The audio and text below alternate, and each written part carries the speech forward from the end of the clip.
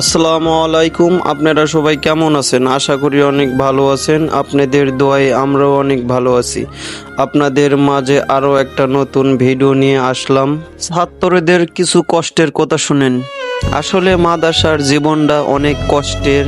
এখানে ছুটির সংখ্যাটা খুবই কম, হাতে সময়ও কম পায়, দিন রাত পড়া লাগে। আসলে আসরের নামাজের পর মাগরিব পর্যন্ত একটু সময় পায়।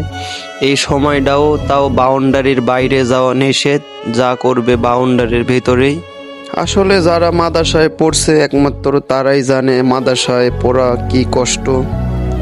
ঘুমাতে যায় 10টার পরে জ্ঞান, আবার ওঠা লাগে ঠিক 3:30টায়। আবার 3:30 থেকে ক্লাস শুরু হবে একবার 12টা পর্যন্ত।